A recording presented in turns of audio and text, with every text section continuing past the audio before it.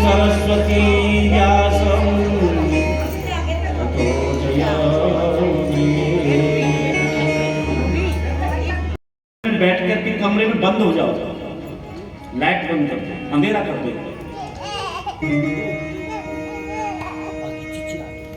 सुंदर सी चादर बिछा लो या बेड के ऊपर बैठ जाओ आसन लगा करके, और 45 मिनट कम से कम अपने आप को सीधा ऐसे बैठ करके प्रश्न करिए कि मैं क्या हूं।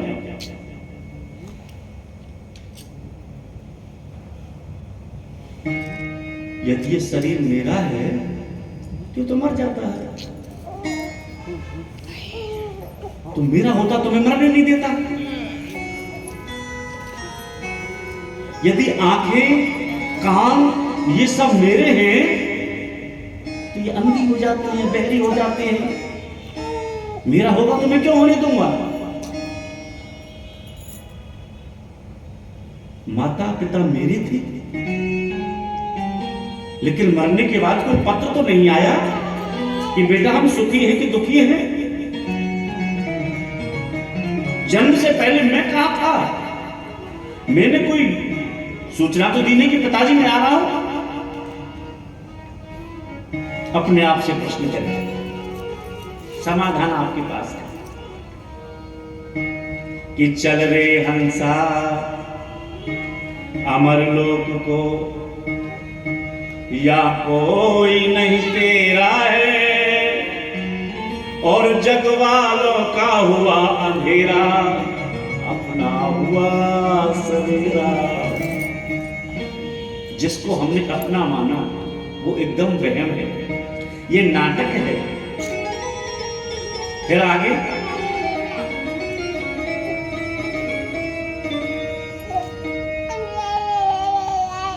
चलो जी, अब हमको घर से चलना ही चलना पड़ेगा। तो घर में बहू आ गई है, सारे दिन हमसे लड़ते रहते हैं, और अपना ब्रीफकेस तैयार किया और चल दिए। श्रीमान जी घर से बाहर निकल गए, रेलवे स्टेशन पे जाकर के सोचने लगे, छोटे वाले मुन्ने की याद आ गई,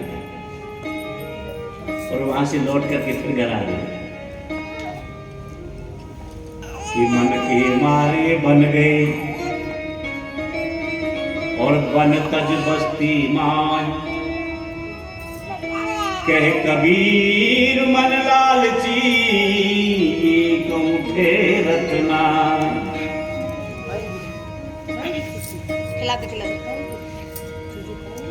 ये तो गत है अटपटी, और झटपट लखे न कोई, और जब मन की खटपट मिटे तो चटपट दर्शन हो। ये मन की खटपट को ही तो मिटाना है, और ये जब मिट जाती है तो तुम घर में रह करके भी वन में है, तो कष्ट की निवृत्ति की।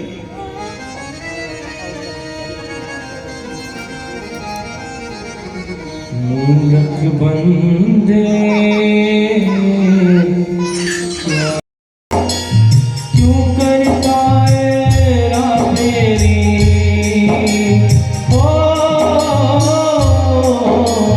क्यों करता है, क्या है जग मेरा, ओ मूर्ख बंदे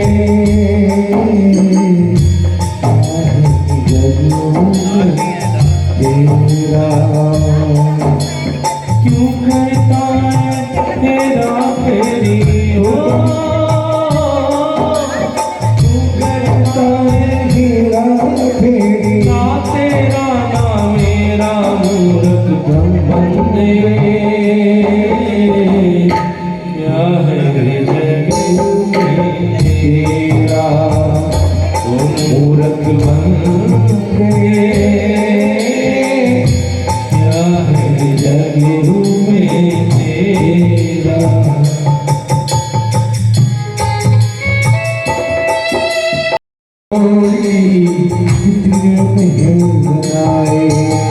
फिर मरने के बाद ही तेरे ही घर वाले, फिर मरने के बाद ही तेरे ही घर वाले। 2 गज कफन ओढ़ा के तुझको,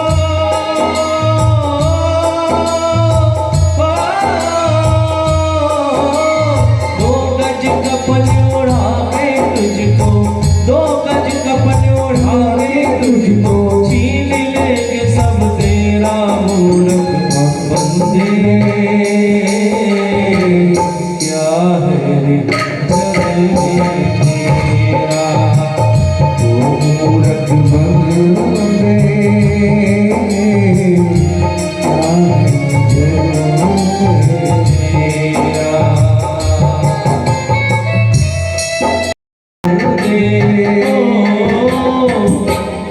है जग में तेरा, मूरख बंदे। क्या है जगत तेरा,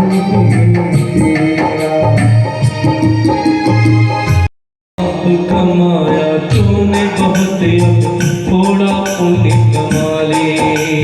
पाप कमाया तूने बहुत, थोड़ा पुण्य कमा ले। अरे कुछ तो समय निकाल कर हरि नाम गुण गाले, कुछ तो समय निकाल कर हरि गुण तू गाले। राम नाम से मिट जाएगा,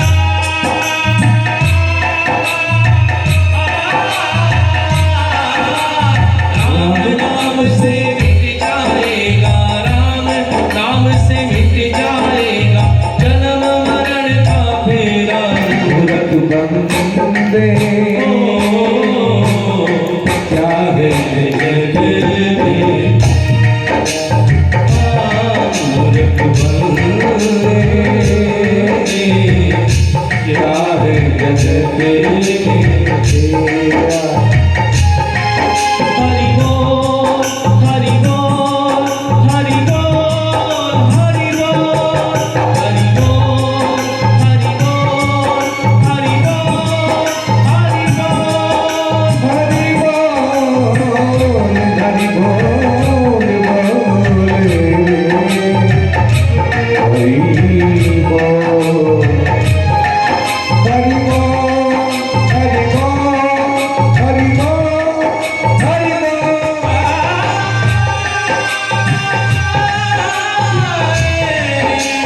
परम प्रिय शिष्य श्री सूत जी महाराज और सुखदेव जी के परम सखा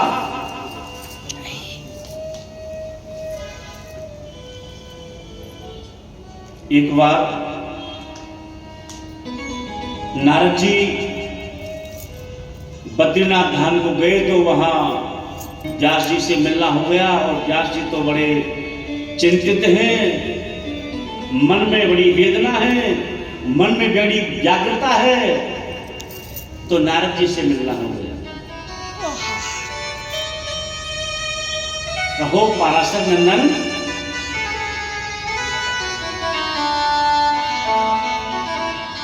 नारद जी मत पूछो, मैंने कितने ग्रंथों को लिख दिया है, कितने पुराणों को मैंने लिखा, लेकिन मन में शांति नहीं है। और मैं सोच रहा हूं कलयुग अब आने वाला है और इसमें कलयुग में लोगों की जो बुद्धि है बड़ी विकृत हो जाएगी। और हम तो लोग तो ऋषि हैं ना, तो हमें तो रिसर्च करना है बात बात पे, ऋषि का नाम तो ऋषि है। और जब तक हम इन लोगों के लिए कुछ नहीं करेंगे तो संसार में जन्म लेने का हमारा फायदा क्या है।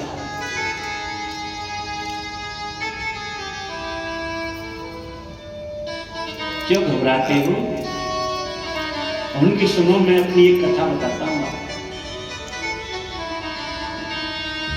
मैं एक उपवरहन नाम का एक गंधर्व था। उपवरहन नाम का मैं एक गंधर्व था और कुछ संतों का अपराध हो गया, इसीलिए मैं दासी का पुत्र बना और मेरे जन्म लेते ही मेरे पापा जी गुजर गए।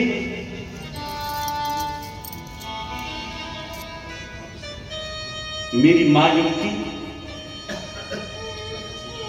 अब बेचारी मेरे होने की खुशी मनाए या पति का गम, और मुझे लेकर के संतों के आश्रम में पहुंच गई और कहा कि बाबा मुझे 2 वक्त का प्रसाद आपके आश्रम में मिल जाए। मेरा छोटा सा नन्हा सा ये बालक है, मेरा कोई सहारा नहीं है। अगर मुझे इस आश्रम में कुछ काम मिल जाए तो मेरा इस बच्चे का लालन पालन हो जाए। संसार के लोगों से डर लगता है बाबा कि इस बस्ती में हमारे आंसुओं को कौन पहुंचेगा, इस बस्ती में हमारे आंसुओं को कौन पहुंचेगा। जिसको देखो उसका दामन गीला लगता। बड़ी विकृति है समाज में। संतों ने कहा कि बेटी आराम से करो और आश्रम की सेवा करो।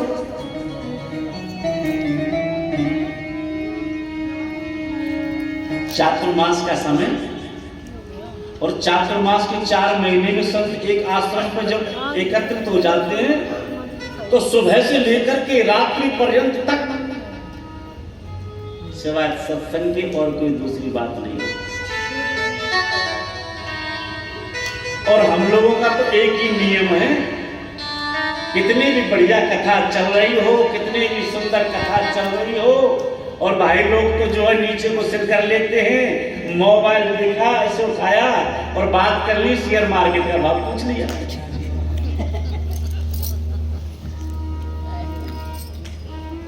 संतों के आश्रम बच्चा रामदास को लेकर के पहुंची। अब सवेरे 5 बजे 4 बजे जगना, फिर झाड़ू लगाना। नहीं नहीं नहीं, आप रुको ऋषि कुमारो, मैं झाड़ू लगाऊंगा। बन की ना, हमको क्यों रोकते हो? आपको लगाना है तो आप भी लगाओ। और हमारे यहाँ तो ये बड़ी विडंबना है, अगर किसी काम के लिए मैं बोल दूं पंडित जी ये काम कर दो, वो अपने वाले को ऑर्डर दे देगा, जाओ भाई तुम ये काम कर दो, वो नीचे वाले को दे देगा, जाओ भाई ये काम कर। अरे तुम करो ना। ऋषि कुमारों ने कहा कि हमको भी मत रोको, आप भी करो।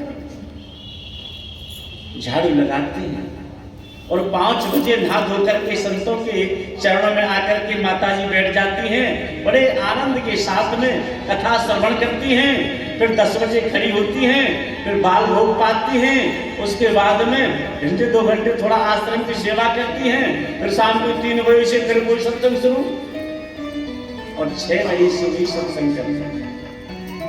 अब धीरे धीरे धीरे धीरे उस सत्संग का प्रभाव उस बच्चे के मन पर पड़ने लगा और धीरे धीरे बड़ा हो रहा है। और संत जब प्रसाद लेते थे तो उनकी जूठन को उठा करके एक दोने में ले लेता और उसके बाद में उसको आरोप लेता। इसको हम शीत प्रसाद बोलते हैं।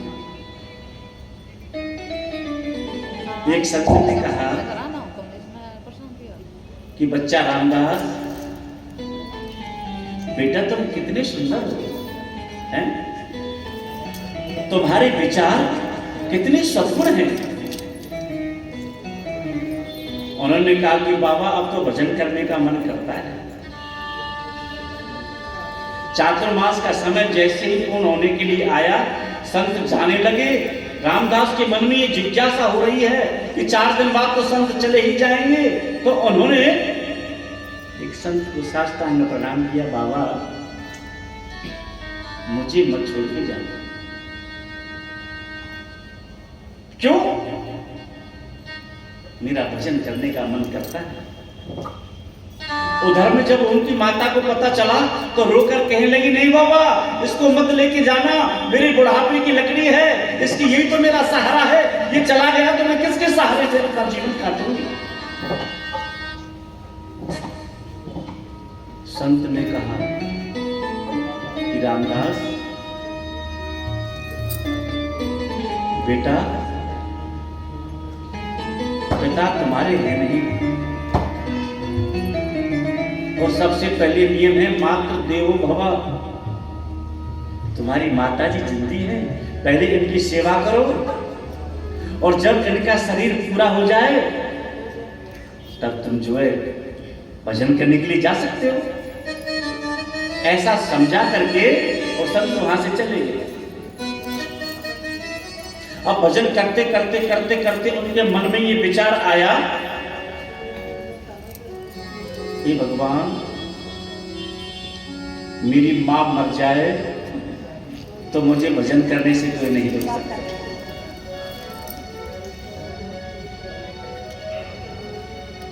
एकदा निर्गता गियां दुहन्ती निशिकां पथे सर्पो अगस्पत्पता स्पष्ट कृपण काल बोधिता। और माता दूध दुहने के लिए बाल्टी लेकर के जा रही थी, रास्ते में सर्प मिला और उसने उसमें डंक मार लिया, माता की मृत्यु।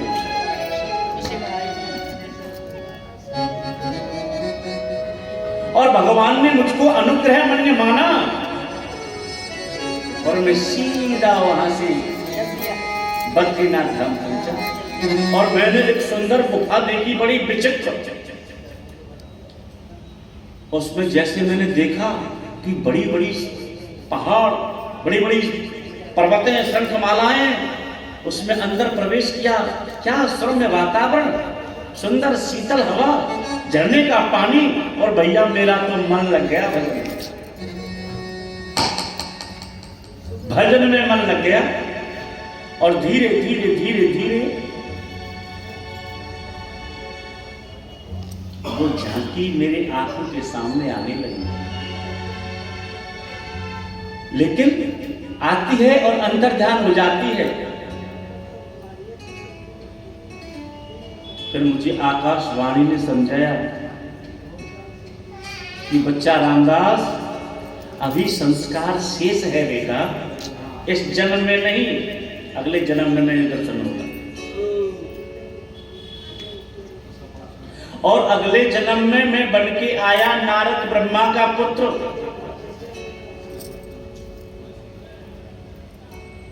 ब्रह्मा का पुत्र बनकर के आया कि देवदत्त इमाम वीणा स्वर ब्रह्मा।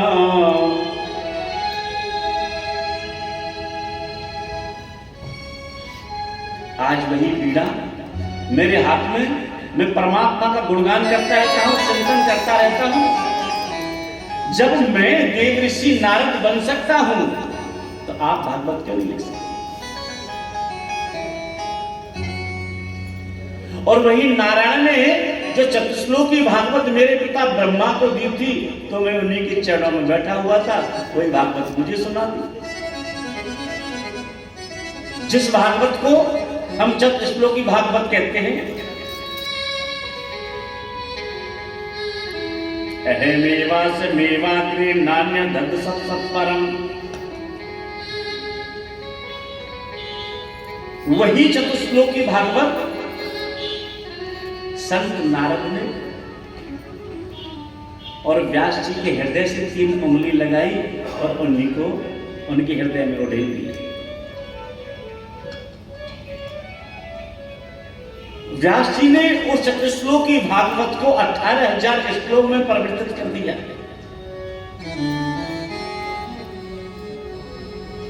बड़ी विचित्र समाधि लगाई।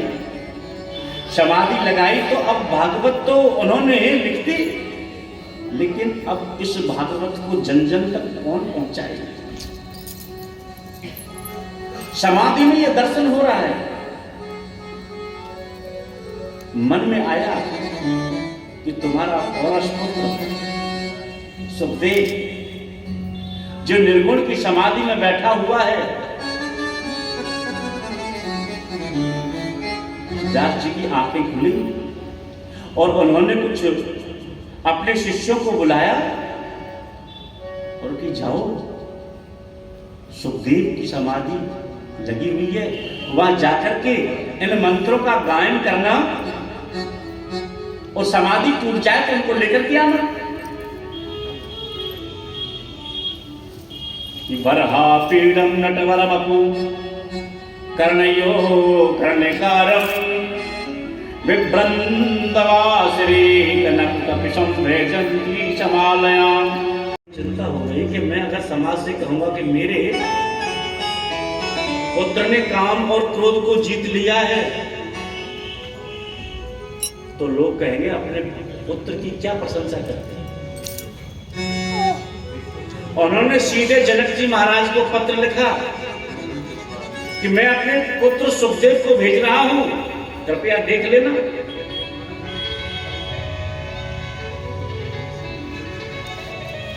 बड़े जनक होंगे। आज सुखदेव जी महाराज दिगंबर अवस्था में और जनक जी के महलों में पहुंच रहे हैं। और जैसे ही महल के द्वार पर पहुंचे, सेनापति को बुलाया, कहा कि जनक जी महाराज से निवेदन करके कह दो कि व्यास नंदन सुखदेव आपके दरवाजे पर खड़े हुए आपसे मिलना चाहते हैं। व्यास जी ने कहा कि अभी उनसे कह दो कि 5 दिन तक तो मेरे पास टाइम ही नहीं है, वहीं खड़े रहें। और सुखदेव जी महाराज गर्मी बालू नीचे पड़ी हुई है, तप रही है, शरीर पर कुछ है नहीं, दिगंबर वेशधारी 5 दिन से दरवाजे पर खड़े हैं, लेकिन चेहरे की जो आभा है उस पर कोई विकृति नहीं। और आजकल के ज्ञानियों से आपकी जगह पर तुम कह के देख लो ना, पता चल जाता है। 5 दिन तक सुखदेव स्वामी जनक जी महाराज के महलों के द्वार पर खड़े रहे और 5 दिन के बाद जब उनको अंदर महल में प्रवेश की अनुमति दी, अंतरंग सखियों के बीच में उनको बिठा दिया। उन्होंने बहुत प्रयास किया, कोई तांबूल अर्पित करती है तो कोई गले में गलवैया डाल करके रिझाती है, लेकिन सुखदेव का चरित्र तो बड़ा निर्मल है। काम क्रोध पर उन्होंने विजय प्राप्त पा रखी है। जनक जी महाराज हाथ जोड़ करके निवेदन करने लगे, हे सुखदेव जी, मेरा ये भाव नहीं था, लेकिन क्या करूं, आपके पिताजी की आज्ञा को तो मानना है। और उन्होंने ये घोषणा कर दी कि साक्षात वेद के सशक्त हस्ताक्षर हैं श्री सुखदेव स्वामी। बोले श्री सुखदेव जी महाराज की जय। ऐसे परम वंदनीय श्री सुखदेव महाराज के चरणों में नमस्कार, वंदन। और जिभ्या जपहि नरा मेरा सुमरन वो करे मैं पावा।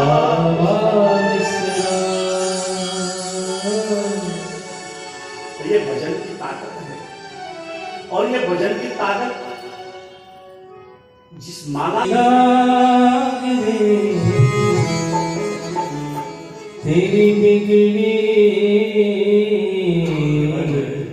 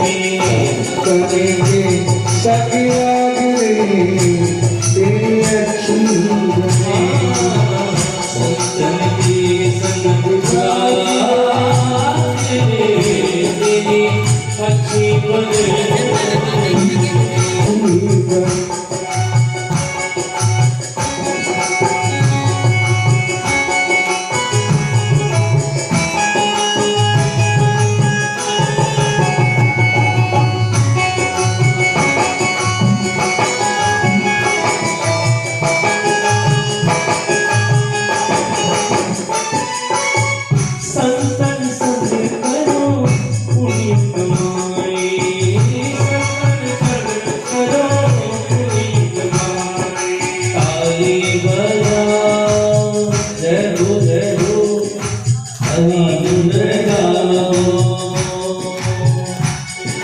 ताली बजाओ हरि गुण गाओ, ताली बजाओ हरि गुण गाओ।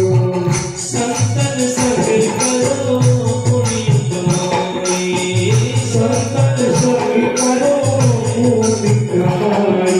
रामचरण अनुराग, रामचरण अनुराग तेरी अच्छी बनेगी। लागे तेरी अच्छी बनेगी।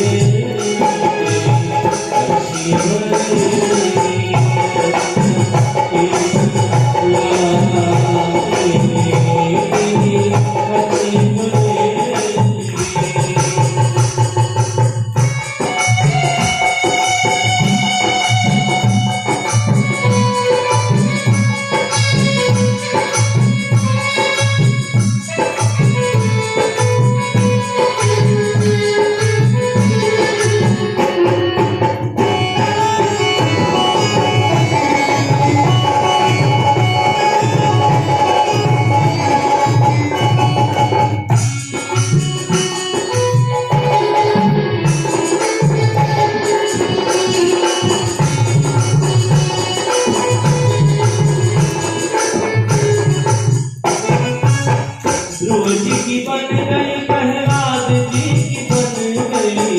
ध्रुव जी की बन गई, प्रहलाद जी की बन गई। ध्रुव जी की बन गई, प्रहलाद जी की बन गई। ध्रुव जी की बन गई, प्रहलाद जी की बन गई। हरि सुनी रन हरि सुनी रन लागे।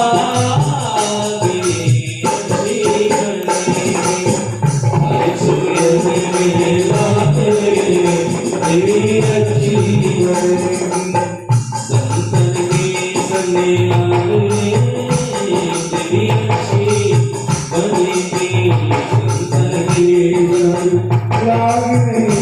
तेरी अच्छी बनेगी। ओ काला से तोहे हंस बनई है, काला से तोहे हंस बनई है। सत्संगति दुर्लभ संसारा, निकिस दंड भरी एक बारा। सत्संगति दुर्लभ संसारा, निकिस दंड भरी एक बारा। कोलक संगति पाई न साई, रहई नीच मते चतुराई। संग संग हरि संग संग हरि कथा सुनो, तजो मोह अज्ञान। हरि कृपा से पा जाओगे इस जग से उद्धार। काला से तोहे हंस बनई है, काला से तोहे हंस बनई है। तुझे जाए उनके दान